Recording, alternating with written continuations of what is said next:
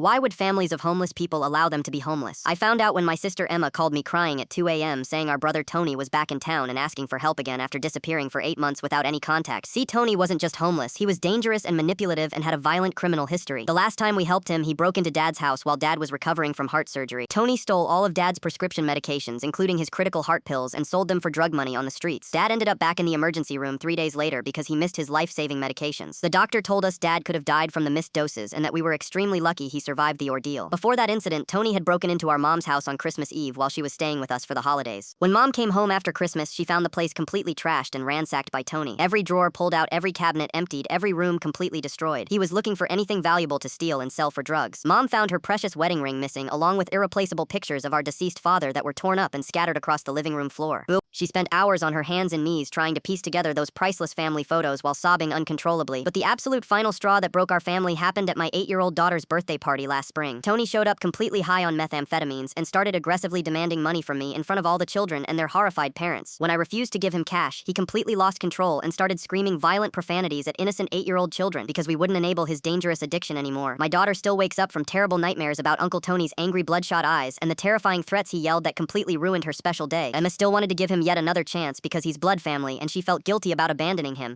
But I had to remind her about the 3 separate restraining orders we've been forced to file against him over the years, about how he threatened to burn down Mom's house with her inside when she finally stopped giving him money, about how the local police officers know Tony by his first name now because of his frequent arrests and violent behavior. The cops have arrested him 12 times in just the past 2 years alone for various serious crimes, multiple assault charges against strangers and family members, numerous theft charges including stealing from churches and elderly people, drug possession with intent to distribute methamphetamines, public intoxication and disorderly conduct at local businesses. Each time he gets released from jail, he comes straight back to our traumatized family expecting us to help him get back on his feet like absolutely nothing ever happened. Last week I was downtown running errands when I spotted him sitting on a busy street corner holding a cardboard sign that read, "Hungry homeless veteran, please help, God bless America." Tony never served a single day in the military in his entire life and has never held a real job for more than 2 weeks. He was completely lying and scamming these kind-hearted strangers for drug money. I watched a sweet elderly lady walk over and hand him a $20 bill while he put on this fake grateful act and thanked her for her generosity. Part of me wanted to run over and warn her that she was being manipulated and scammed by a career criminal, but I just kept walking and minded my own business because I was afraid of what Tony might do. Some people in our tight-knit community think we're heartless and cruel for cutting Tony off completely and letting him live on the streets. They lecture us about family loyalty and Christian forgiveness and doing the right thing. They don't understand that helping Tony at this point isn't kindness or compassion or love. It's dangerous enabling that feeds a violent monster who has spent years systematically destroying and traumatizing our entire innocent family without any remorse. Sometimes real love means protecting yourself and your children from the very person you desperately want to save but simply cannot fix, no matter how hard you try.